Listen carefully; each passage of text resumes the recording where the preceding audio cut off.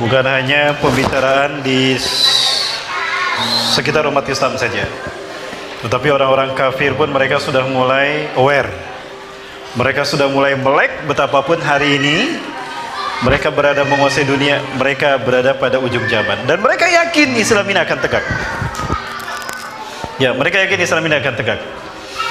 Dan siapakah pelaku-pelaku kebangkitan Islam? Nah ini Bapak Ibu, yang disebutkan Rasulullah SAW, akan ada 3 pasukan besar dunia yang menjadi pasukan terbaik di muka bumi, imannya di muka bumi. Tidak ada yang mengalahkan iman mereka di muka bumi. Mereka lah yang Allah Azza wa Jalla menjanjikan surga, yaitu 3 pasukan besar yang mereka akan berjuang bersama Nabi Isa di bawah pimpinan Imam Mahdi. Siapa mereka? Yang pertama Ahlus Syam. Ahlus Syam ini artinya mereka yang berasal dari bumi Syam. Syam ini maksud saya adalah Palestina dan Suriah, karena Libanon dikuasai Syiah. Kemudian Jordania sekarang menjadi underbawnya Inggris.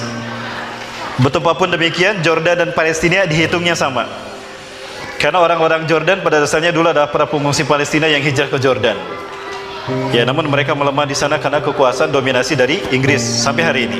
Intinya, pasukan dari Syam ini adalah Palestina dan Suriah. Itu Ahlus Syam. Yang kedua, Ashabur Etisud, para pembawa panji hitam. Dan ini bergerak dari bumi Khurasan, dan ini pasukan yang tidak akan pernah terkalahkan.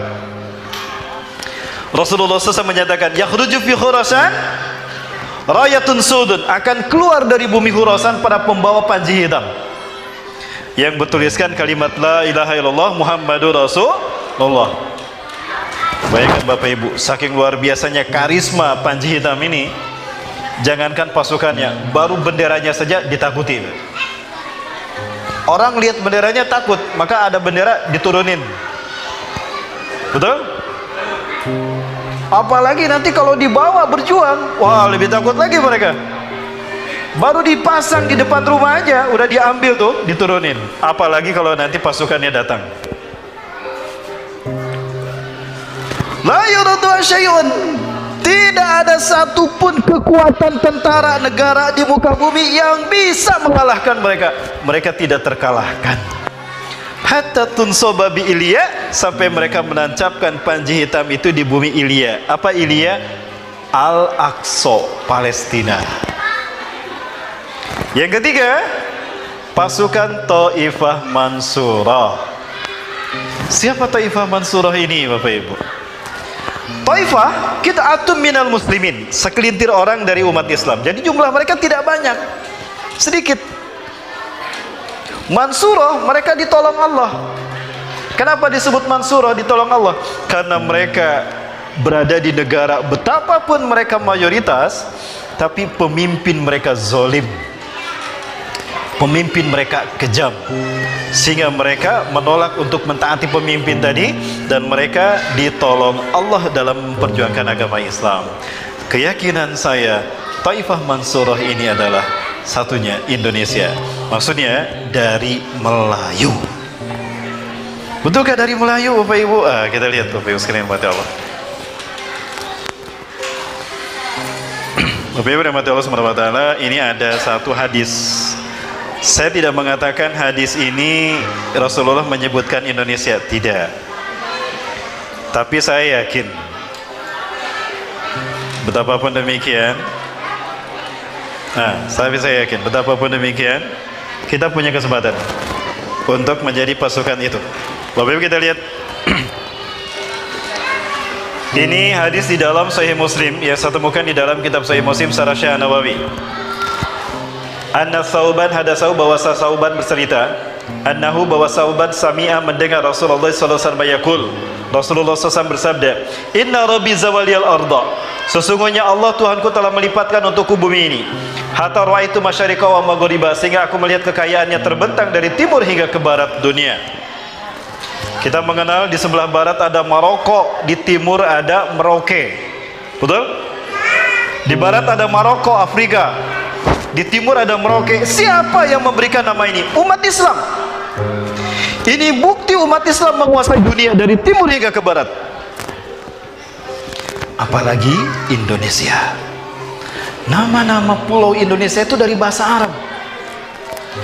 Ketika datang penjajah Belanda dan Inggris diganti oleh mereka.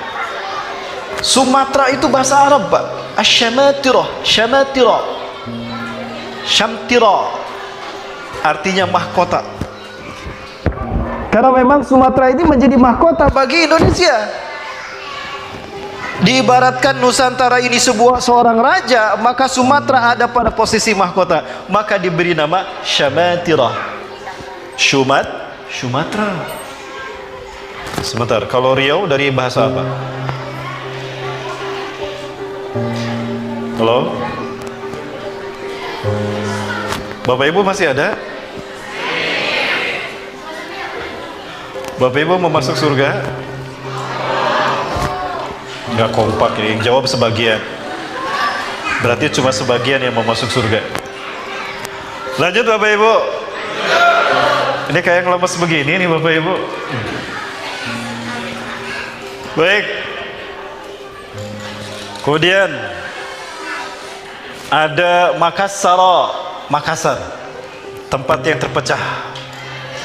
Jawa sendiri sebetulnya bahasa Arab, Jawu. Ya. Jawu itu tempat yang tinggi sehingga dingin. Jawu. Semua ulama dibagi tiga, Jabil Gorbia, Jabil Wusta, Jabil Syarqiyah, Jawa Barat, Jawa Tengah, Jawa Timur. Maluku dulu namanya Jaziratul Muluk. Raja-raja Timur Tengah mereka datang ke Indonesia, berakhir di Jaziratul Muluk. Karena di sana tempatnya indah untuk beristirahat. Maka banyak raja-raja Arab yang mereka para pembesar umat Islam dulu tinggal di sana. Nah, datang Portugis dijajah, diganti namanya menjadi Maluku. Papua Nugini dulu namanya Biladun Nurul Islami. Bapak Ibu buka sejarahnya sesungguhnya di Papua Nugini. Dulu itu adalah tempatnya para ulama berdakwah Muslim itu. Tapi apa yang terjadi? Datang Portugis, habis umat Islam dibantai. Dibawalah orang-orang dari suku aborigin yang datang dari Australia asli, hijrah ke sana. Jadilah kulit hitam seperti sekarang. Padahal dulunya adalah umat Islam yang berdakwah dan berkuasa di sana.